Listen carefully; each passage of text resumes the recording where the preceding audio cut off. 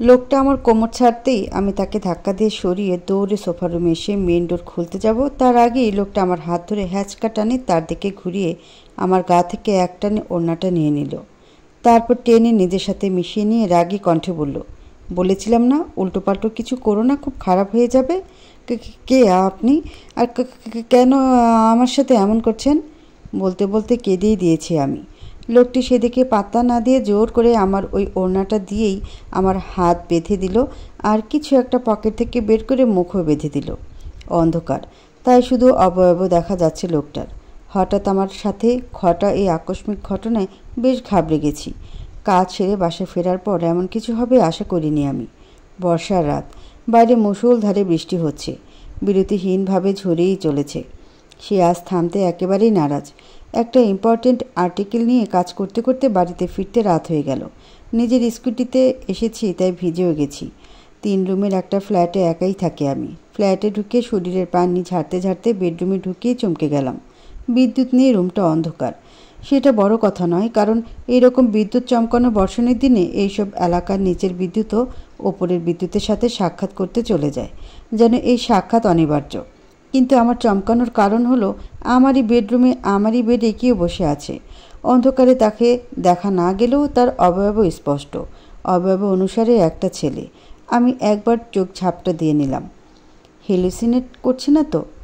কিন্তু পরক্ষণেই বুঝতে পারলাম যে না, এটা সত্যি। ভয় পেয়ে গেলাম আমি। লোকটি এদিক ওদিক তাকাচ্ছে। আগেই বলেছি ফ্ল্যাটে আমি একা থাকি। এই মুহূর্তে এখানে আসার মতো কোনো আত্মীয় বা পরিচিত কেউ আমার নেই। আর তাছাড়া দরজা তো লক করা ছিল, তাই কেউ কি করে আসবে ভেতরে? চোর নাকি? যদি চোর হয় তো লোকটার জন্য 1 গ্রাম আফসোস, কারণ সে টেকোর কাছে চিরুনি খুঁজতে এসেছে। কিন্তু চোর হলে চুরি না করে এভাবে খাটে বসে আছে কেন? আমি কি করবো বুঝতে পারছি না। ডাকবো লোকটাকে নাকি চেঁচাবো? না, বাইরে গিয়ে পাশের ফ্ল্যাটের লোকদের ডেকে আনি, সেটাই ভালো। এসব ভাবতে ভাবতেই লোকটি আমার দিকে ঘুরল। আমাকে দেখেই দ্রুত দাঁড়িয়ে গেল। আমি প্রচণ্ড ভয় পেয়ে গেলাম। লোকটি আমার দিকে এগোতে লাগলো। অন্ধকারে আবছাভাবে লোকটিকে আমার দিকে এগিয়ে আসতে দেখে জোরে চিৎকার দিতে যাব তার আগেই লোকটি আমার মুখ চেপে ধরল। এতে আরও অবাক হলাম।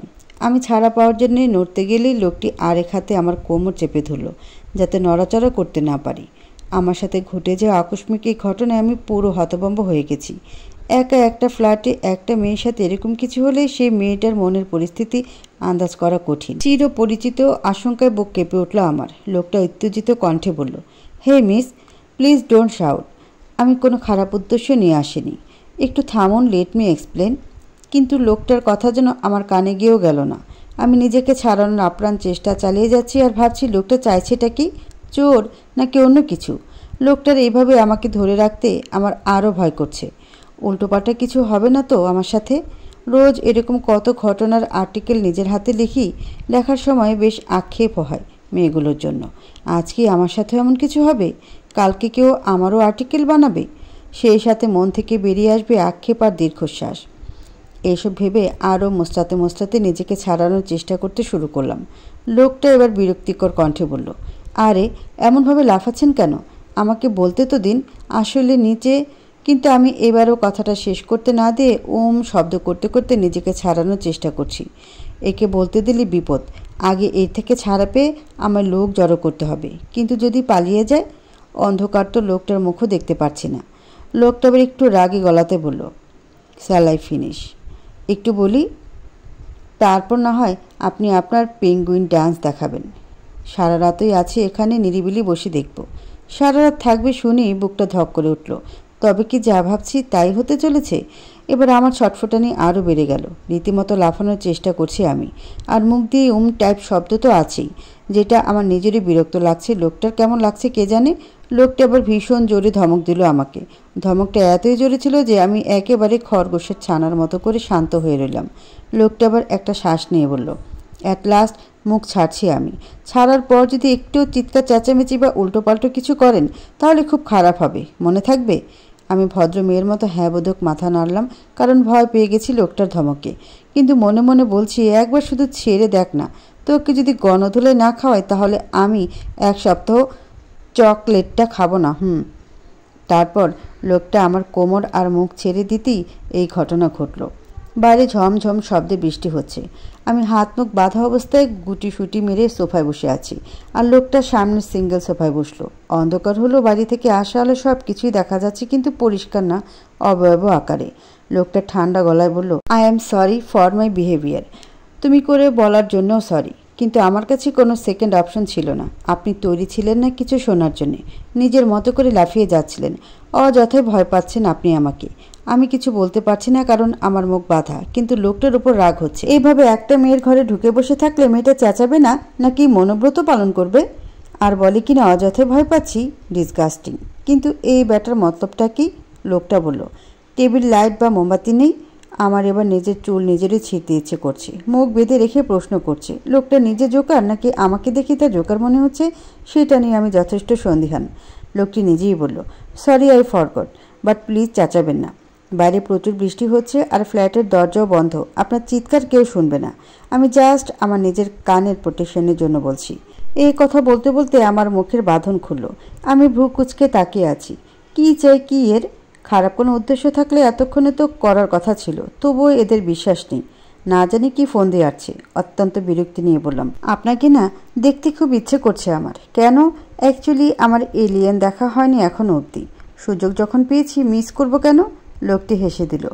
অন্ধকার তাই হাসিটা দেখতে না পেলেও হাসির আওয়াজটা শুনে বুকের ভিতর কেমন করে উঠল। লোকটা হাসি মিশ্রিত কণ্ঠেই বলল, ক্যান্ডেল বা টেবিল লাইট কোথায় আছে বলুন, আমি নিয়ে আসছি। হাত খুলুন, আমি এনে দিচ্ছি। Sorry ma'am, I can't trust you. আপনি আবারও যে অলিম্পিকের রেস লাগাবেন না তার কোনো গ্যারান্টি নেই। আমি এবার বেশ বিরক্ত হলাম। রাগ লাগছে ভীষণ। কি পেয়েছে কি লোকটা? কাঠের পুতুলের মতো নাচিয়ে যাচ্ছে আমাকে। তাই রাগে গজগজ করে বললাম, listen, you are crossing your limit, I know, but আমি হেল্পলেস। আপনাকে আগে সবটা বলি, তারপর আপনি যা খুশি করুন, কিন্তু আপনাকে সবটা ক্লিয়ার করে বলার জন্যে আমার মুখটা দেখতে হবে। So I need light. কেন? আপনার মুখ হোয়াইট বোর্ড নাকি যে ওখানে না তাকালে অঙ্ক মাথায় ঢুকবে না? উফ, দিস গার্ল। সেটা আমার মুখ দেখলেই বুঝতে পারবেন। এবার বলুন। টেবিল লাইট আপনি খুঁজে পাবেন না। ওই ওয়ার্ড্রবের ওপর ক্যান্ডেলস আর লাইটার আছে। লোকটা উঠে কিছুক্ষণ খুঁজে একটা ক্যান্ডেল আর লাইটার নিয়ে এলো। টি টেবিলের ওপর মোমবাতি রেখে লাইটার দিয়ে জ্বালানোর কয়েক সেকেন্ডের মধ্যে পুরো রুম আবসা হলদে আলো আলোকিত হয়ে গেল। আমি এতক্ষণ বিরক্তি নিয়ে অন্যদিকে তাকিয়েছিলাম, কিন্তু রুম আলোকিত হবার লোকটির দিকে তাকিয়ে আমি তো বড়সড় ঝটকা খেলাম। নিজের চোখকে বিশ্বাস করতে পারছি না। এও সম্ভব? এটা হতে পারে? আমি কি স্বপ্ন দেখছি? তাই দুবার চোখ ঝাপটাও দিলাম, কিন্তু সেই একই দৃশ্য। আরও অবাক করা বিষয়, লোকটা এক দৃষ্টিতে তাকিয়েছিল আমার দিকে, যেন তার দৃষ্টি আমার উপরে স্থির হয়ে গেছে। কিন্তু আমার অবাক দৃষ্টি দেখে নিজেকে সামলে নিয়ে মুচকি হেসে ভ্রু নাচালো। আমি অবাক হয়ে লোকটির দিকে তাকিয়ে বললাম, আদ্রিয়ান? লোকটি বাঁকা হেসে বলল, হ্যাঁ। আমি এবারও অবাক হয়ে তাকিয়ে থেকে অবিশ্বাসের সুরে বললাম, Adrian Abrar Zuhair, as per I know. বলেই ওনার সেই ভুবন ভোলানো হাসিটা দিল। আমার এখন চোখের সাথে নিজের কানকেও বিশ্বাস হচ্ছে না। আবারও অবাক হয়ে বললাম, you mean the great singer, rockstar Eddie? এবারও সে হাসি দিয়ে বলল, লোকটি তো তাই বলে, বাট থ্যাংক গড যে আপনি আমাকে চিনতে পেরেছেন। আমি নিজের হাতে নিজে একটা চিমটি দিলাম যে এটা স্বপ্ন কিনা, কিন্তু চিমটিটায় ব্যথাও পেলাম। সেটা এডির চোখে পড়ল, আর চোখে পড়তে তিনি আবারও হেসে দিল। এতক্ষণে মোটামুটি শিওর হলাম যে এটা স্বপ্ন নয়, সত্যি। উনি আমার দিকে তাকিয়ে মুসকি মুসকি হাসছে। আমি দাঁড়িয়ে আটকে যাওয়া কণ্ঠে বললাম, আপনি এখানে আমার ফ্ল্যাটে? কীভাবে? মানে? I need your help. আজ রাতটা আমি থাকবো আপনার ফ্ল্যাটে। আমি তো অবাকের চরম পর্যায়ে পৌঁছে গেছি। থাকবে মানে কি? আর কেন? বিস্মিত হয়ে জিজ্ঞেস করলাম।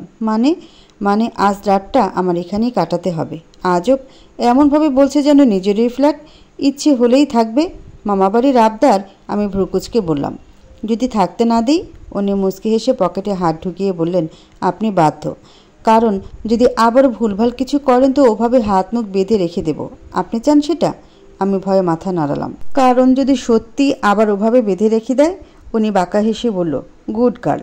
কিন্তু আমার ফ্ল্যাটেই কেন? একটু বিপদে পড়ে গেছি, তাই এখানে এসে আশ্রয় নিতে হলো। আমি উত্তেজিত হয়ে বললাম, বিপদ? উনি এবারেও হেসে দিয়ে বলল, আরে কুল, পালিয়ে যাচ্ছি না আমি, বলবো সব। আগে আপনি গিয়ে ফ্রেশ হয়ে নিন, পুরো ভিজে আছেন তো। আমি নিজের দিকে তাকালাম। এসবের চক্করে ভুলে গেছিলাম যে আমি ভিজে আছি। এবার ইতস্তত করে ওনার দিকে তাকালাম। উনিও হালকা ভিজে আছেন। মোমবাতির আবছা হলদেটে আলো চমৎকার সুন্দর লাগছে তাকে। হালকা ভিজে চুল যা এলোমেলো হয়ে কপাল ভর্তি হয়ে আছে, 6 ফুটের ওপরে লম্বা ফর্সা গায়ের রং, একেবারে হালকা গোলাপি ঠোঁট, এক অসম্ভব সুন্দর দুটো চোখ, যেন ওই চোখ দিয়ে সবাইকে হিপনোটাইজ করার ক্ষমতা সে রাখে। একটা black T shirt, navy blue jacket, blue jeans, হাতে ব্র্যান্ডের ঘড়ি, পায়ে কেস, একজন স্টার বলে কথা। এখনও আমার বিশ্বাস হচ্ছে না যে এত বড় একজন রক স্টার আমার ফ্ল্যাটে এসছে। আমি এখনও অবাক হয়ে একদৃষ্টিতে তাকিয়ে আছি। আদ্রিয়ান আমার সামনে তুড়ি বাজিয়ে বললেন, হ্যালো মিস। ওর আওয়াজে আমার ধ্যান ভাঙতে নিজেকে কোনো রকমে সামলে বললাম, জি। উনি ভ্রুকুচকে তাকালেন আমার দিকে, কিছুক্ষণ তাকিয়ে থেকে বললেন, গিয়ে চেঞ্জ করে নিন, আর পারলে আমাকেও মোছার জন্য একটা টাওয়াল জাতীয় কিছু একটা দিয়ে যান, মুছে নিতাম আর কি। আমি কিছু না বলে একটা টাওয়াল এনে ওনার হাতে দিলাম। এরপর তাড়াতাড়ি ওয়াশরুমে ঢুকে কুর্তি আর জিন্স চেঞ্জ করে একটা টপস আর প্লাজো পরে নিলাম। বুক কেমন যেন ধুকপুক ধুকপুক করছে। আমি কি হেলুসিনেট করছি? কিন্তু এটা কি করে হলো? এসব ভাবতে ভাবতে বাইরে এলাম। বাইরে বেরিয়ে দেখি উনি বেডরুমে মোমবাতি নিয়ে এসছে আর খাটে বসে আছে, গায়ে শুধু জিন্স আর একটা কালো চিকন স্লিভসের গেঞ্জি। ভীষণ রকমে কাঁপছি আমি। উনি উঠে আমার সামনে এসে আমাকে এভাবে কাঁপতে দেখে বলল, এখনও ভয় পাচ্ছেন আমাকে? না না না, মানে সেরকম কিছু না, প্রচুর নার্ভাস আর আনইজি লাগছে। আদ্রিয়ান বাঁকা হেসে বলল, কেন? এতক্ষণ তো ভয় পাচ্ছিলেন, পরিচয় জানার পর ভয় লাগছে না? আমি কি বলবো কি করব কিছুই বুঝতে পারছি না। সব কিছু স্বপ্নের মতো লাগছে। কি বলা উচিত আমার এখন? পাবলিক ফিগার আমি, দ্যাট নট মিনস কি আমার ক্যারেক্টার ভালো হবে, তাই না? আমি একটা বড়সড় ঢোক গিললাম।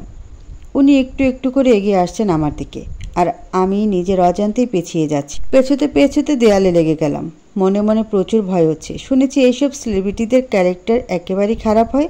যদি সত্যি উল্টাপাল্টা কিছু করে, কেউ তো আমার কথা বিশ্বাসও করবে না যে দ্য রক স্টার রেডি আমার বাড়িতে এসে আমার সাথে এসব করেছেন।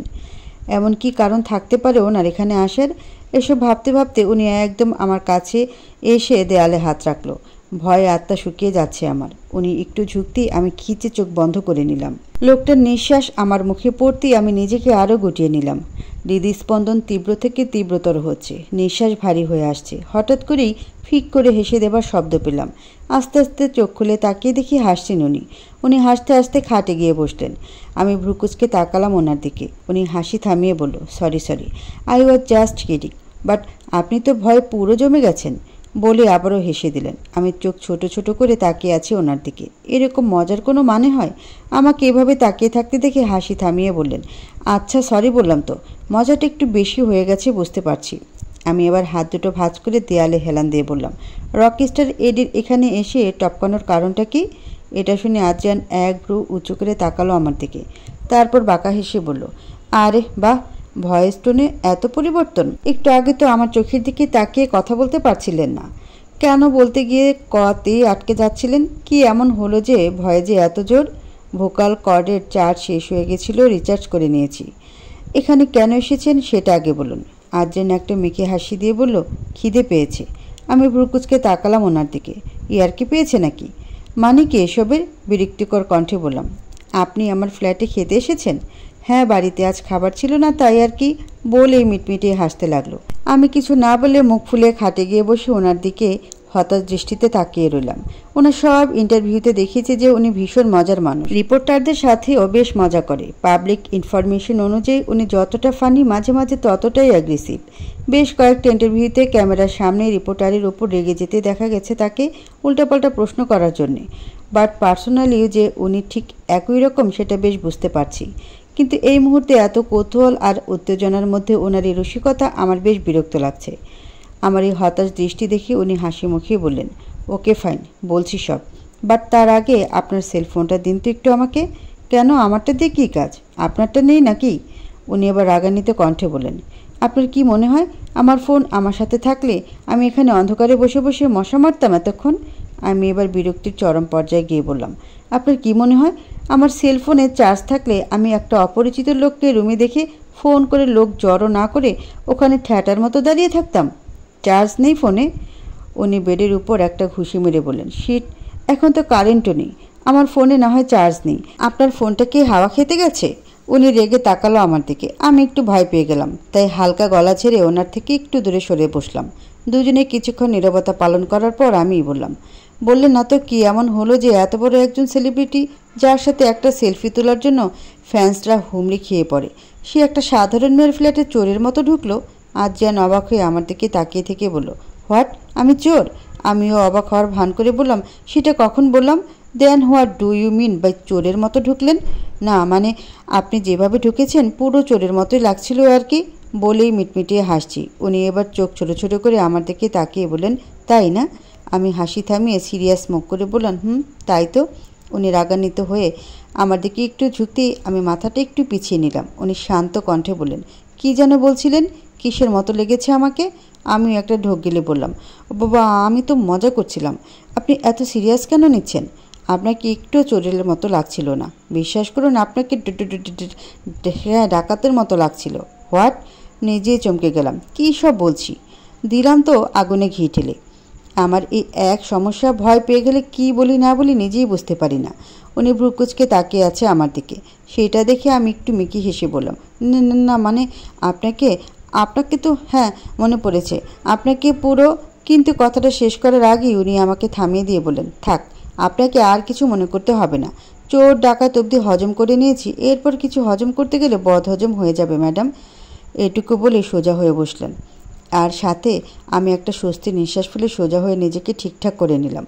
উনি এবার ভ্রুকুচকে নিজের ঘড়ির দিকে তাকালো। সেটা দেখি আমিও টেবিল ঘড়ির দিকে তাকিয়ে দেখি 11:30 বাজে। আমি একটু ইতস্তত করে বললাম, আপনি কিন্তু এখনও বললেন না এখানে কেন এসেছেন? উনি হালকা হেসে বললেন, আরে বলছি এত অধৈর্য কেন আপনি? আমি এক বস্তা বিরক্তি নিয়ে তাকালাম লোকটার দিকে। আমার এখন প্রচুর রাগ লাগছে, এরকম সাসপেন্স ক্রিয়েট করার কোনো মানে হয়? উনি আমার মুখের দিকে তাকিয়ে শব্দ করে হেসে দিলেন। আমি ভ্রুকুচকে তাকালাম ওনার দিকে। উনি হাসি থামিয়ে বললেন, আচ্ছা বলছি, রেগে যাচ্ছেন কেন? আসলে দুপুরে একটা কাজ ছিল, সেটা সারতে প্রায় সন্ধ্যা হয়ে যায়। কাজটা সারার পর লং ড্রাইভে যেতে ইচ্ছে করছিল। এটা আমার অভ্যাস। স্ট্রেস দূর করতে মাঝে মাঝে লং ড্রাইভে বেরিয়ে যাই, আর সেটাও কমপ্লিটলি একা এবং নিরিবিলি। তাই ড্রাইভার, গার্ডস সবাইকে পাঠিয়ে দিয়ে নিজেই ড্রাইভ করছিলাম। প্রায় ঘন্টা 3 ড্রাইভ করার পর এখানকার একটা রোডে এসে পৌঁছাই, কারণ এলাকাটা নিরিবিলি ভালো লেগেছে আমার।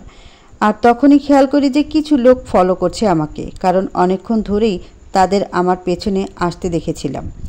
আমার কাছে বেশ ইন্টারেস্টিং লাগলো ব্যাপারটা, তাই গালে হাত দিয়ে বললাম, তারপর আমি গাড়িটা সাইডে রেখে আমার ম্যানেজারকে কল দিতে যাব, তার আগেই আমার গাড়ির কাচ ভেদ করে একটা গুলি আসে। আমি ঝুঁকে গেছিলাম, তাই গুলিটা একটুর জন্য আমার মাথায় লাগেনি। আমার হাত থেকে ফোনটা পড়ে যায়, আর তারপর চার্জ শেষ হয়েছে না কি হয়েছে জানি না, ফোনটাও আর অন হয়নি। এরপরে কি করলেন? যেহেতু ফোনটা অন হচ্ছিল না আর আমি কমপ্লিটলি একাই বেরিয়েছি, তাই আমি গাড়ি স্টার্ট করে বিভিন্নভাবে গাড়ি চালিয়ে ওদেরকে ডিস্ট্র্যাক্ট করি। তার উপর এই বৃষ্টি। আমি ওদেরকে একটু পিছে ফেলে ওদের আড়াল হয়ে গাড়ি থেকেই নেমে যাই, কারণ ওদের কাছে গান ছিল, আর গাড়ির সংখ্যা দেখে বুঝলাম লোকও অনেক ছিল। তাই আমি একা নিজেকে সেভ করতে পারতাম না, তাই ওখানে গাড়িটা রেখেই ওখান থেকে বেশ অনেকটা দূরে চলে যাই। এসবের মধ্যে ফোনটা আনতেই ভুলে গেছি। ফোনটা বন্ধ ছিল, তাই এনেও আহামরি কোনো লাভ হতো না। কারোর সাথে যোগাযোগ করতে পারছিলাম না, আর না কাউকে ডাকতে। সো এইরকম বৃষ্টি, তারপর ওরা যে কোনো সময় এসে যাবে, রাস্তায় থাকা রিস্কি হয়ে যেত, তাই কারো বাড়িতে আশ্রয় নিতেই হতো। বাট আপনি ঢুকলেন কি করে ভেতরে? বেলকনি দিয়ে। হোয়াট? বাইরের আলোতে যেটুকু দেখেছি তাতে এই ফ্ল্যাটেরই বেলকনির দরজা খোলা ছিল, তাই এই ফ্ল্যাটেই উঠলাম। আমি বেলকনির দরজা খোলা রেখে গেছিলাম? আমিও সেটাই ভাবছিলাম যখন ভেতরে ঢুকে বাড়িটা ফাঁকা পেলাম, যে এতটা ইরেসপন্সিবল কেউ কি করে হয়। এখন আপনাকে দেখে বুঝতে পারছি কি করে হয়। আমিও ওনার দিকে তাকিয়ে একটু মুখ ভেঙচি দিলাম। উনি হেসে দিলেন। কিছুক্ষণ চুপ থেকে আমি বললাম, কিন্তু আপনাকে কারা মারতে চায়? আর কেন? মারতে তো অনেকেই চায়, আর কারণেরও অভাব নেই। কিন্তু একটা কারা করেছে সেটা কালকের মধ্যেই জানতে পারবো। একবার বেরোই, এগুলো খুব ক্রিটিক্যাল ব্যাপার, তুমি এসব বুঝবে না। ওনার শেষ কথাটায় হালকা হাসলাম, তবে সেটা ওনার দৃষ্টির আড়ালে। সো এই জন্যই আজ এখানে থাকতে হবে আমাকে, আর আপনি আমাকে চোর ডাকাত কী সব বানিয়ে দিলেন বলে উনি হেসে দিলেন, আর আমিও হেসে দিলাম। উনি হাসি মুখেই বললেন, আপনি আমার বেশ ছোট, দেখিয়েই বোঝা যাচ্ছে, আর এমনিও আমি বেশিক্ষণ কাউকে আপনি বলতে পারি না। সো আমি তোমাকে তুমি করেই বলছি, ওকে? আপনি পারমিশন চাইলেন নাকি জানিয়ে দিলেন? যেটা মনে করো। আমি মুচকি হাসলাম। কারেন্ট কখন আসবে? আমি শব্দ করে হেসে দিয়ে বললাম, আজ কারেন্টের কথা ভুলে যান, সকালের আগে আসবে না। ড্যাম। আমি হেসে দিলাম। বাইরে এখন অবিরাম ধারা বৃষ্টি পড়ে চলেছে, সেই সাথে চারপাশটা আরও স্নিগ্ধ লাগছে। বাতাসে কেঁপে কেঁপে ওঠা মোমের হলদে আলোয় আরও চোখে দেখছি ওনাকে। উনি খাটে 2 হাঁটু গুটিয়ে হাঁটুর ওপর 2 হাত রেখে বসে আছে, কিন্তু উনি আরও চোখে না সরাসরি তাকিয়ে আছে আমার দিকে এক দৃষ্টিতে বেশ কিছুক্ষণ ধরে। সেটা দেখে আমি ভ্রু নাচালাম। এতে ওনার ধ্যান ভাঙল বোধ হয়। উনি মুচকি হেসে মাথা নাড়লেন, তারপর সামনে তাকিয়ে বললেন, ভয় ছিলাম এখানে ঢোকার সময় কার না কার বাড়িতে গিয়ে পড়ি। আমাদের তিলকে তাল বানিয়ে প্রচার করতে তো মিডিয়া দুবার ভাবে না। এই জার্নালিস্টরাও না, এদের খালি মশলাদার খবর তৈরি করতে হবে যাতে বেশি ইনকাম হয়, কিন্তু ওনাদের এসব ভুলভাল খবরের জন্য যে আমরা যে বিপদে পড়ি সেটা তাদের দেখার বিষয় না। সব জার্নালিস্ট কিন্তু এক না। সবাই টাকার জন্য এসব করে না। কেউ কেউ প্যাশন হিসেবেও নেয় পেশাটাকে হয়তো, কিন্তু আমি এখনও এমন কাউকে পাইনি। ইমোশন বোঝে না, যা খুশি প্রশ্ন করে দেয়। আরে ভাই, আমরাও তো মানুষ নাকি? যতগুলো জার্নালিস্ট দেখেছি আমার কেরিয়ারে সেই মোতাবেক আই জাস্ট হেট দেম। আমি এবারও মুচকে হাসলাম। হঠাৎ উনি আমার দিকে তাকিয়ে বললেন, খিদে পেয়েছে, খাওয়ার কিছু আছে নাকি? আসলে দুপুরে বেরিয়েছি, এখনও পেটে কিছু পড়েনি। বাড়ি ফিরবো তার আগে এই ঘটনা। আমি বেশ অবাক হলাম। আজজান আবরার জুহায়ের আমার ফ্ল্যাটে এসে আমার কাছে ডিনার করতে চাইছি। সিরিয়াসলি, এই দিনটাও দেখার ছিল আমার। কিন্তু ওনাকে কি করে বলবো যে আমি তো ম্যাক্সিমাম রাতে কফি আর বিস্কিট খেয়েই কাটিয়ে দিই। এত রাত করে ফিরে রান্না করার এনার্জি থাকে না। ব্রেকফাস্ট ও নুডলস বা নাস্তা করে খেয়ে নিই। লাঞ্চটা সবসময় বাইরেই করি, তাই ঘরে রান্না করার মতো নুডলস পাস্তা ছাড়া কিছুই নেই। কিন্তু ওনাকে এসব কী করে দেব, তাই একটু ইতস্তত করে তাকালাম ওনার দিকে। উনি আমার তাকানো দেখে কি বুঝলেন জানি না, শুধু মুচকি হেসে বললেন, খেতে চেয়েছি বলে পোলাও বিরিয়ানি আনতে হবে তার কোনো মানে নেই। জাস্ট খেয়ে পানি খাওয়ার মতো কিছু দিলেই হবে। আমি মুখ ছোট করে ওনার দিকে তাকে হাত কসলাতে কসলাতে বললাম, নুডলস পাস্তা আর বিস্কিট ছাড়া কিছুই নেই। উনি এবারেও হেসে দিয়ে বললেন, আর কি চাই? নুডলস রান্না করে নিয়ে এসো, তাতেই হবে। ওকে বলে উঠতে নিলে উনি বললেন, কফি আছে তো? আমি হেসে দিয়ে বললাম, হ্যাঁ সেটা আছে, ওটাও করছি ওয়েট। উত্তরে উনি শুধু মুচকি হাসতেন। আমি গুটি গুটি পায়ে কিচেনে ঢুকে গিয়ে দাঁড়ালাম। কিছুক্ষণ চুপচাপ দাঁড়িয়ে থেকে আমি মুচকি হেসে পেছন ঝুঁকে উকি দিয়ে দেখলাম উনি আসছে নাকি। কিন্তু যখন দেখলাম যে উনি আসছে না, তখনই খুশিতে লাফিয়ে উঠলাম। এতক্ষণ বহু কষ্টে নিজের ইমোশনটা চেপে রেখেছিলাম। আই কান্ট বিলিভ, আমার আদ্রিয়ান আমার ফ্ল্যাটে এসেছে, আমার সাথে আজ রাত থাকবে। আমার ক্রাশ, আমার জান, যাকে নিয়ে শুধু কল্পনাই করতাম, সে আজ এই বর্ষণের রাতে আমার কাছে আছে।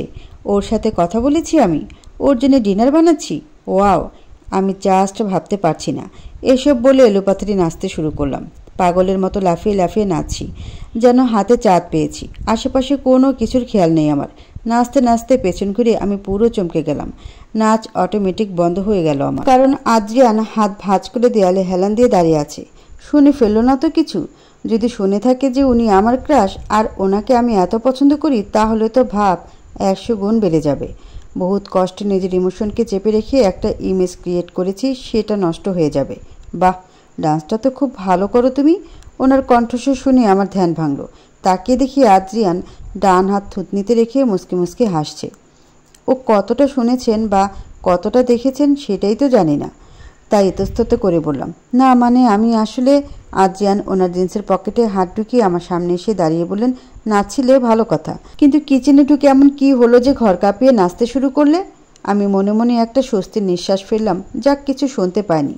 নিজেকে সামলে কপালের সামনের চুলগুলো কানে গুঁজতে গুঁজতে বললাম, না মানে আসলে এইগুলো শুনে নিয়েছি, এরপর তো কিছু বলো। আমি কিছু একটা ভেবে নিজেকে সামলে ওনার দিকে বিরক্তিকর চাহনি দিয়ে বললাম, আমার ফ্ল্যাট, আমার কিচেন, আমি যা খুশি তাই করব। নাচবো, লাফাবো, গাইবো, আপনাকে তার কৈফিয়ত কেন দেব? আদ্রিয়ান মুচকি হেসে মাথা দুলিয়ে বলল, কারেক্ট আছে। তুমি নাচতে নাচতে ফ্লোর ভেঙে ফেলো। ইসমে মেরা কুছ নেহি যাতা। যেটা বলতে এসেছিলাম, নুডলসের ঝালটা একটু বেশি করে দিও। এটুকু বলে যেতে নিয়েও আবার পেছনে ফিরে মুচকি হেসে বললেন, আর হ্যাঁ, নাচার জন্য সারা রাত পড়ে আছে। আপাতত আমার ভীষণ খিদে পেয়েছে, তাই খাবারটা আগে আনলে ধন্য হতাম আর কি। এটা বলে উনি সিটি বাজাতে বাজাতে চলে গেলেন, আর আমি আহাম্মকের মতো তাকিয়ে আছি ওনার যাওয়ার দিকে। এমন বিহেভ করছে যেন আমি ওনার খুব পরিচিত কেউ। একটা অপরিচিত মেয়ের ফ্ল্যাটে এসেছে, তাও এভাবে হুট করে। সংকোচ তো অনেক দূরের কথা, এ তো এমন বিহেভ করছে যাতে ও আমার ফ্যামিলি মেম্বার। বাট যাই হোক, আজ রাতটা ও এখানে থাকবে, এটাই আমার কাছে অনেক। এসব ভেবে গুনগুনিয়ে গান গাইতে গাইতে নুডলস রান্না শুরু করলাম। রান্নার ফাঁকে ফাঁকে উকি দিয়ে ওনাকে দেখার চেষ্টা করে যাচ্ছি।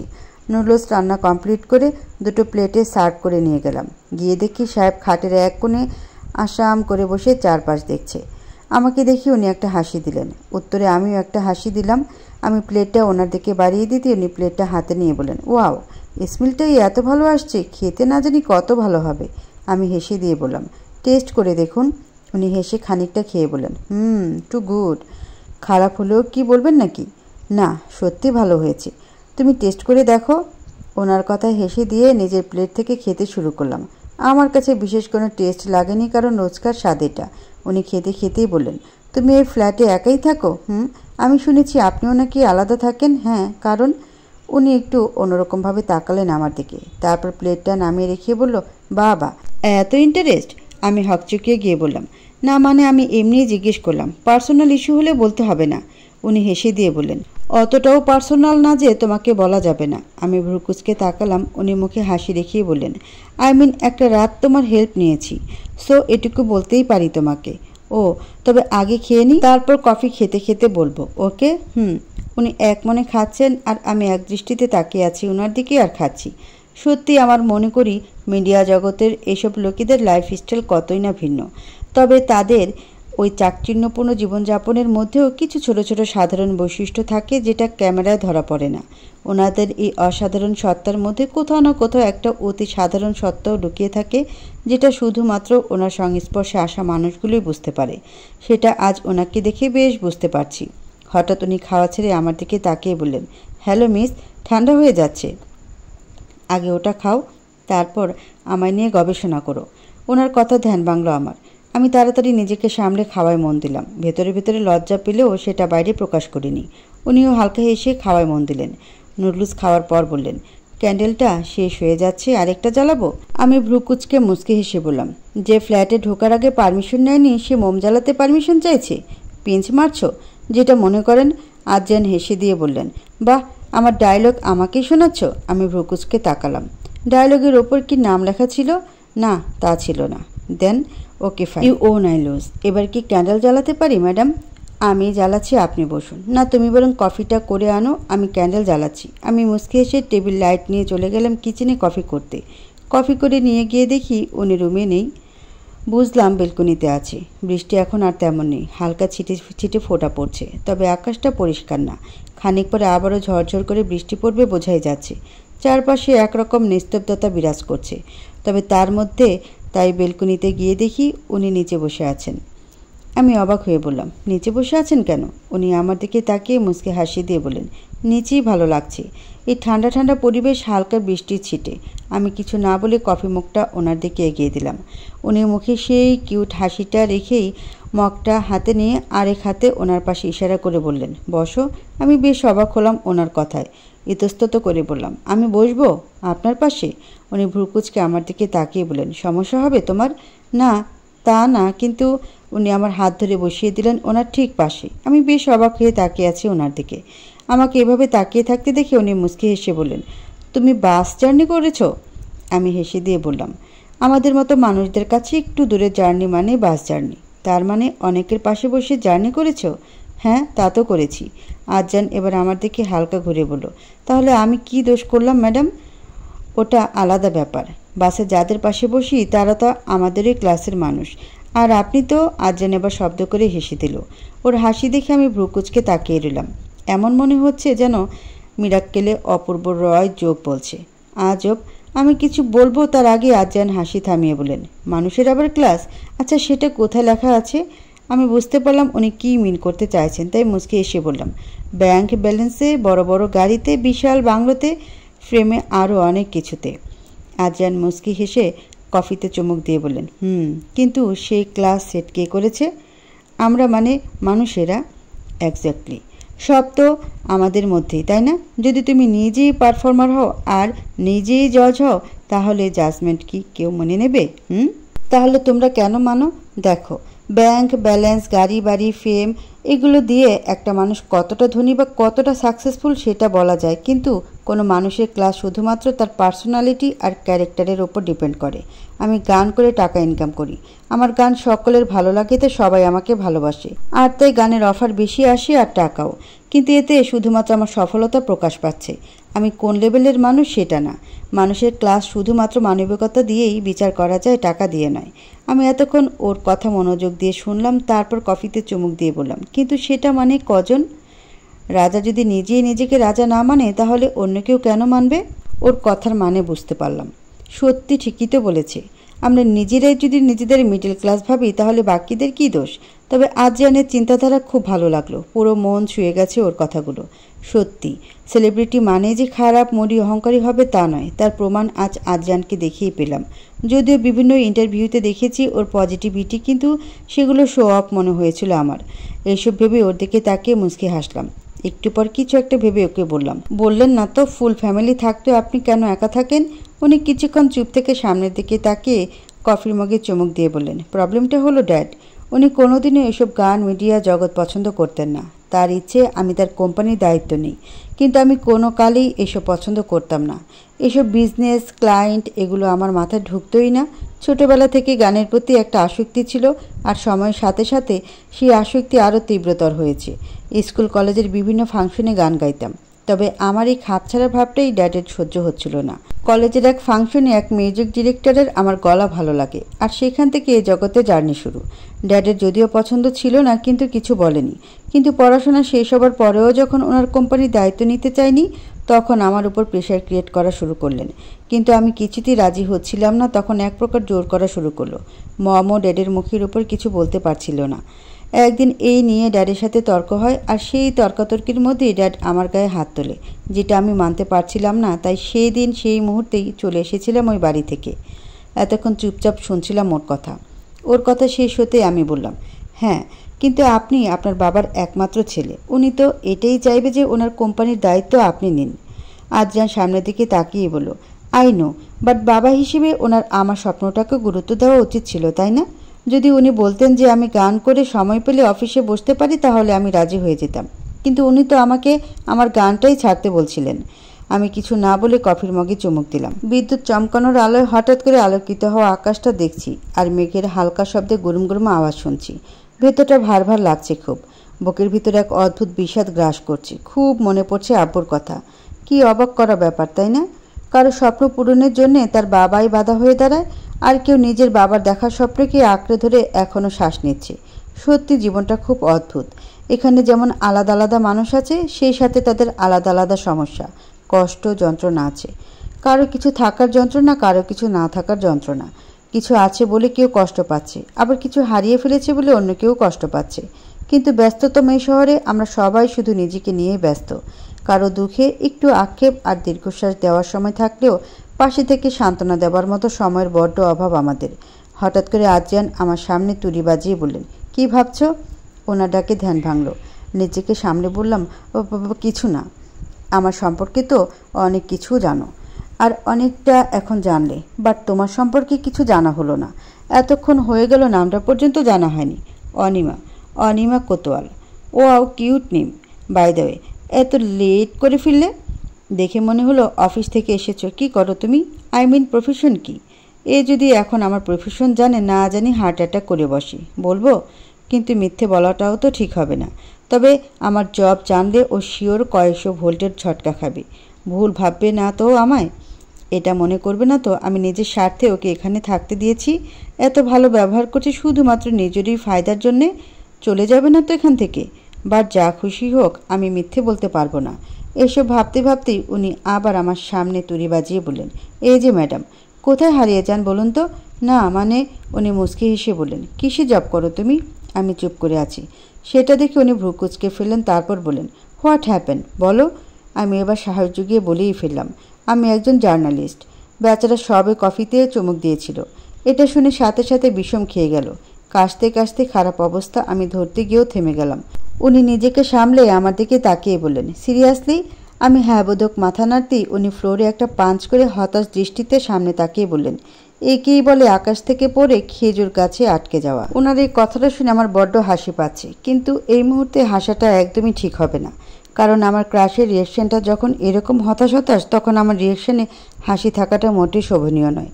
তাই নিজেরই হাসিটাকে দাবিয়ে রেখে চেহারা একটুখানি সিরিয়াস ভাব আনার চেষ্টা করে ওনার দিকে তাকালাম।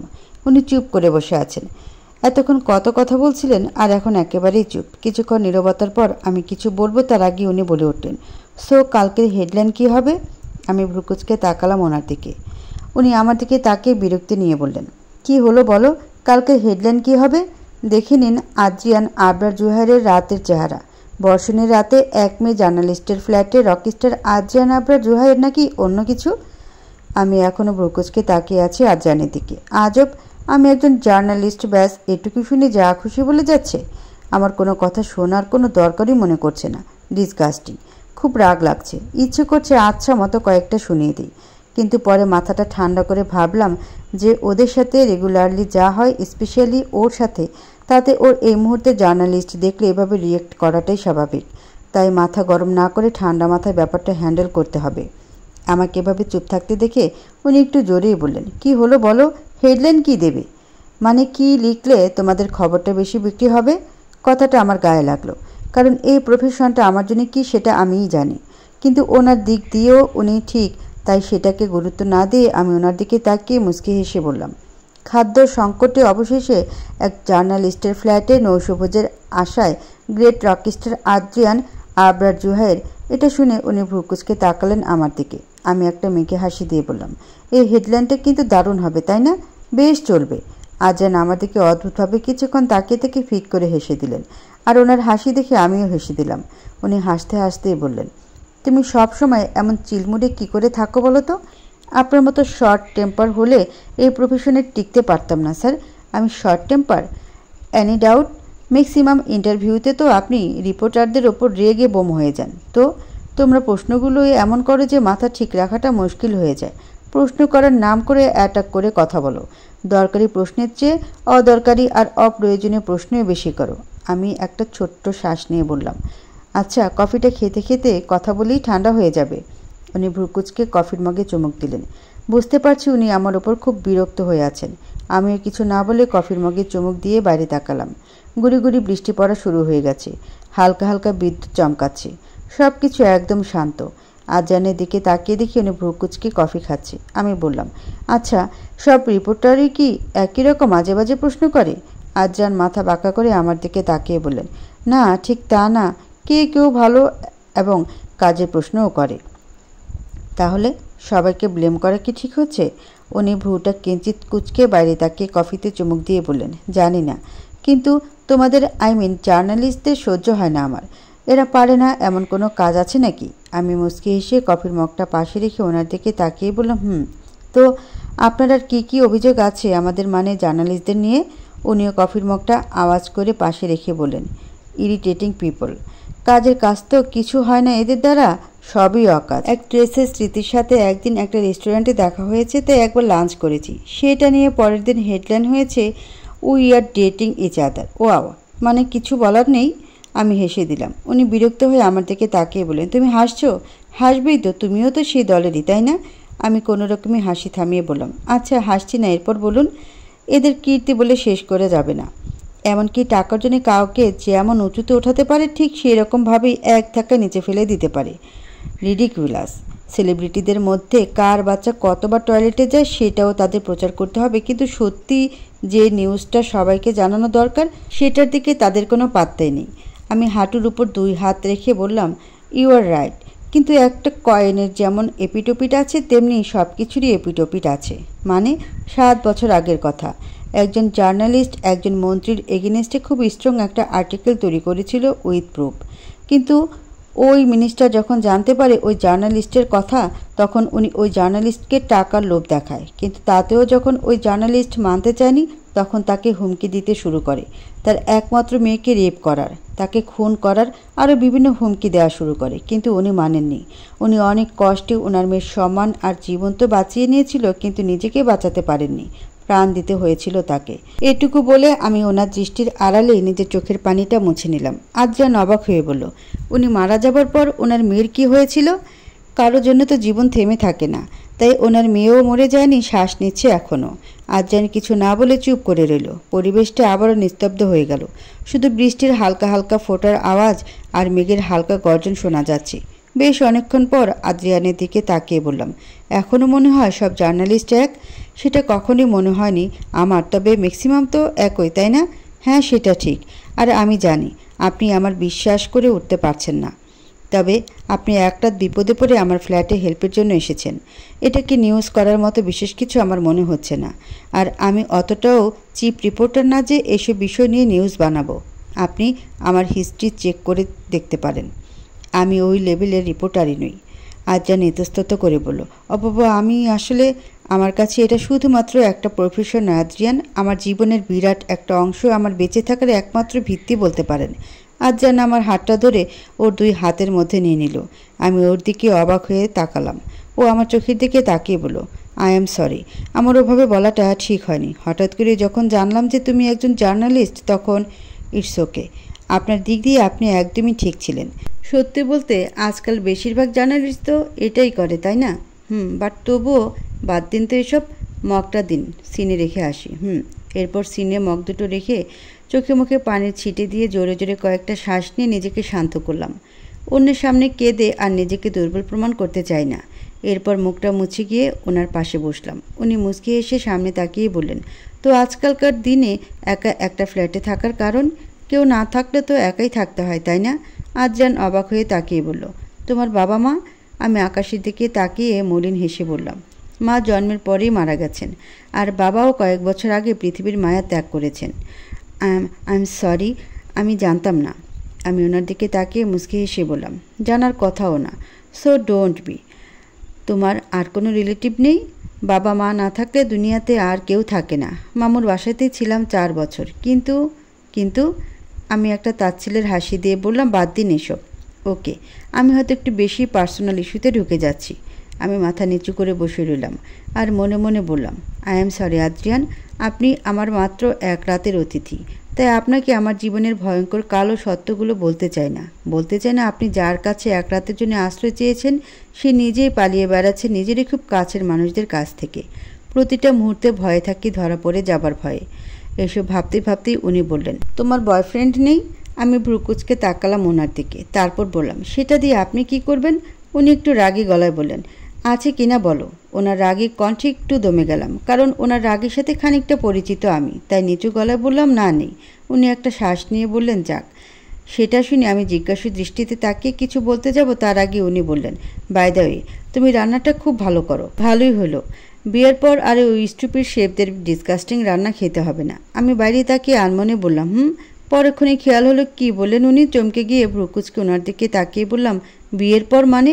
আদ্রিয়ান হকচকিয়ে গিয়ে বলল, বাবা, আই মিন আমার বিয়ের পর আমার বউ যদি তোমার মতো রান্না জানে তাহলে আর কি। কথাটা আমার কেমন যেন লাগলো, তবুও ছোট করে বললাম, ও। উনি কিছু বললেন না। কিছুক্ষণ পর আমি বললাম, ঘুম পাচ্ছে নিশ্চয়ই, আপনি আমার বেডে শুয়ে পড়ুন, আমি সোফার রুমে চলে যাচ্ছি। বলে উঠে দাঁড়াতে উনি আমার হাত ধরে ফেললেন। আমি একটু না অনেকটা অবাক হয়ে তাকালাম ওনার দিকে।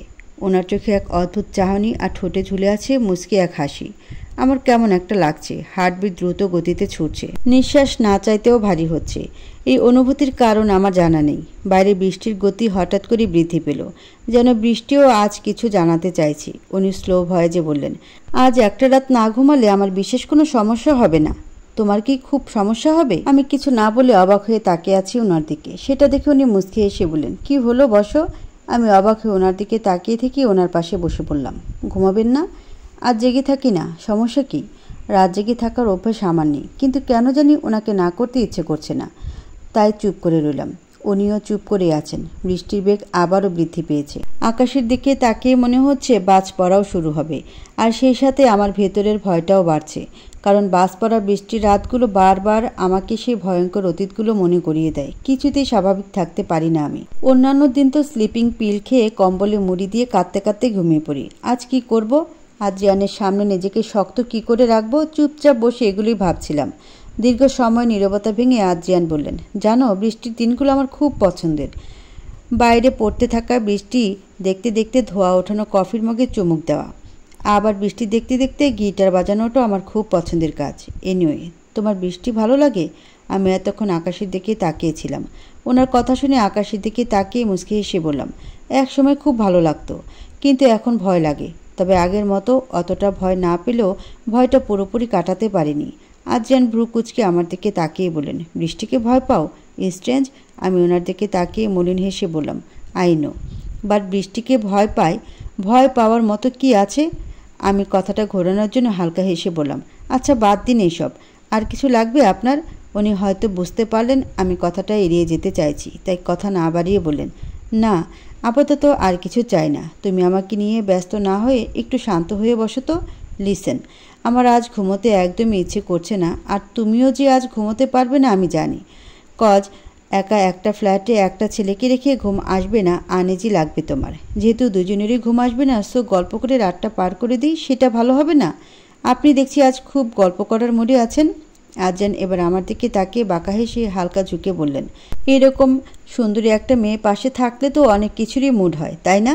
আমি একটু দূরে সরে গিয়ে গলা ছেড়ে বসলাম। সেটা দেখে উনি শব্দ করে হেসে দিয়ে বললেন, এত ভীতু কেন তুমি? তোমার এখনও মনে হচ্ছে আমি তোমার সাথে উল্টোপাল্টো কিছু করব? আমি কানের পিঠে চুল গুছতে গুছতে ইতস্তত করে বললাম, না, বাট এভাবে বলে কেউ?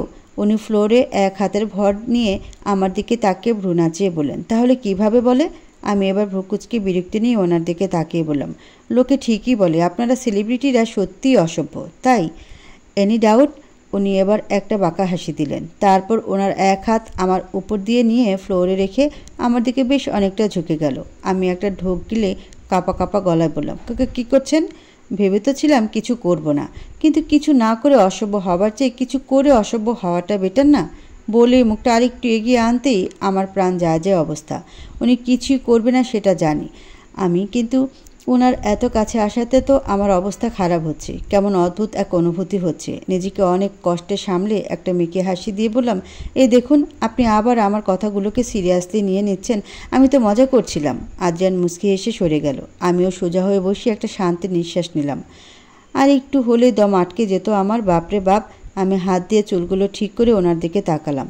উনি আমার দিকে তাকিয়ে মুসকে মুসকে হাসছে। সেটা দেখে আমি ভ্রুকুচকে বললাম, হোয়াট ইউ নো তুমি?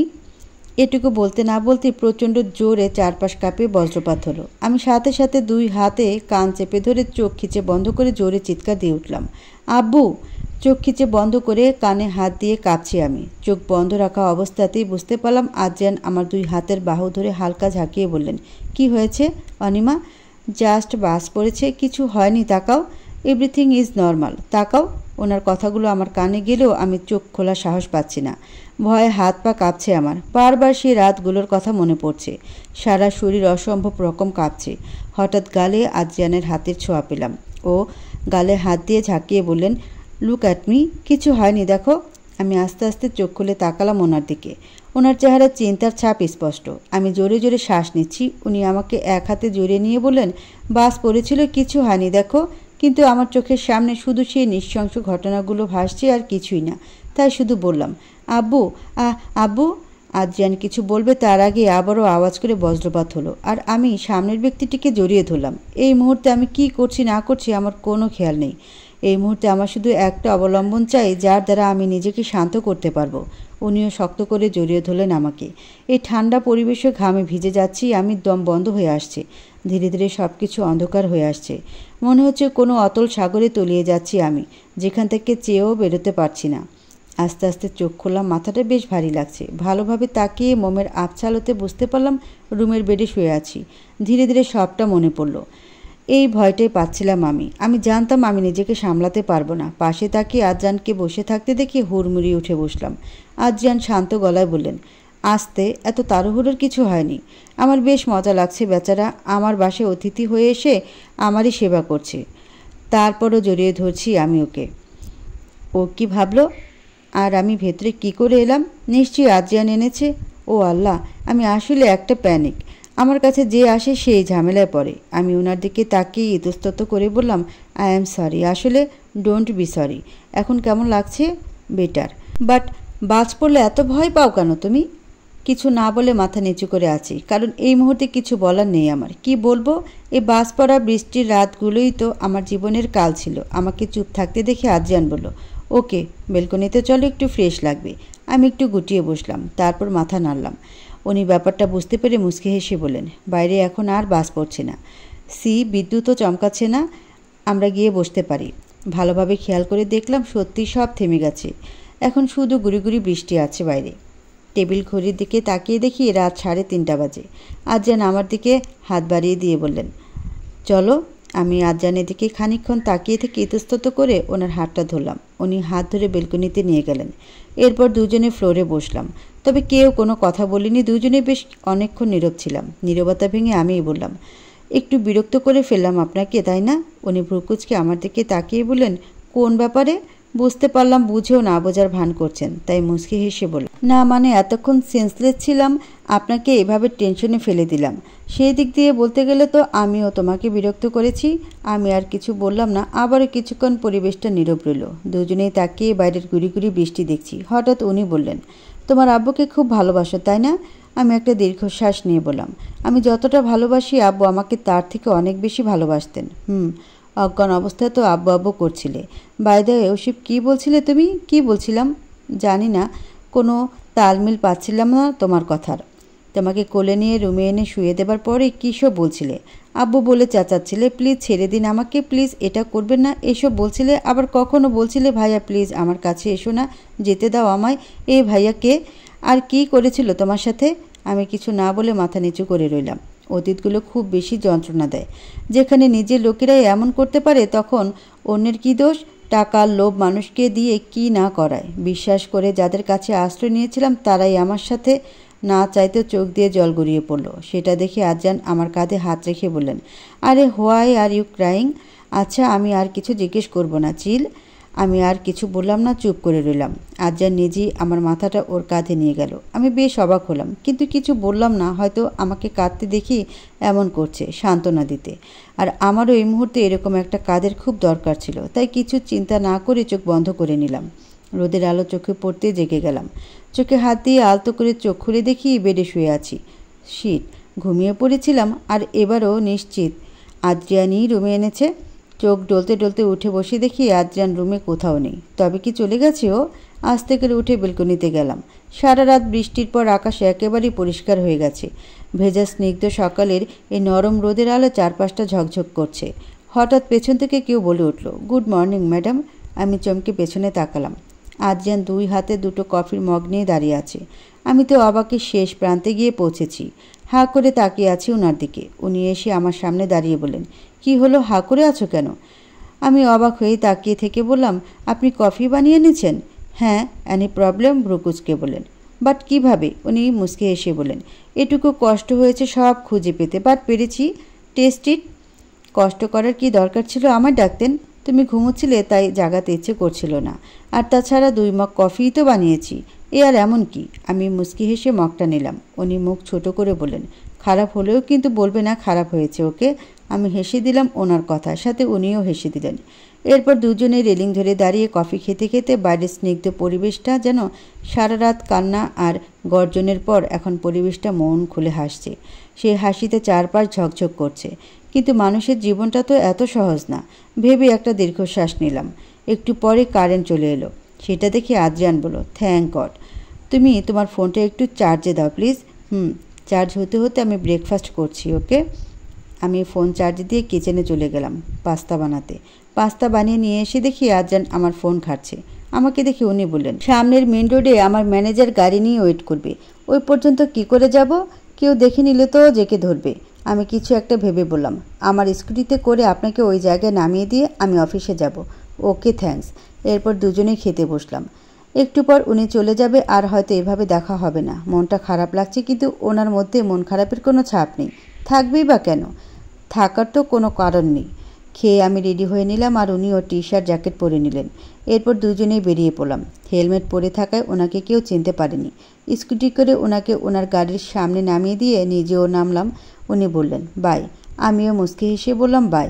উনি চলে যেতে নিয়েও পেছনে ফিরে বললেন, ধরো আবার যদি কখনো বিপদে পড়ি আর তোমার হেল্পের দরকার হয়। সো আমি বুঝতে পারলাম উনি কি চাইছেন। আমি একটু অবাক হলেও আমার কার্ডটা নিয়ে ওনাকে দিলাম। উনি সেটা নিয়ে মুচকি হেসে গাড়িতে উঠলেন।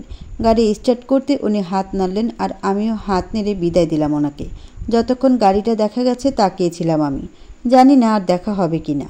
আকস্মিকভাবেই একটা গোটা এক রাত একসাথে ছিলাম বর্ষণের সে রাতে, যে রাতটা আমার কাছে চিরস্মরণীয় হয়ে থাকবে। নিজের একা জীবনে এক রাতের জন্য হলেও একজন সঙ্গী পেয়েছিলাম, কিন্তু উনি কি মনে রাখবেন আমাকে? হয়তো হ্যাঁ, আবার হয়তো না। হয়তো অনেক মানুষের ভিড়ে আমি পড়ে থাকবো ওনার স্মৃতির কোনো এক তুচ্ছ কোণে।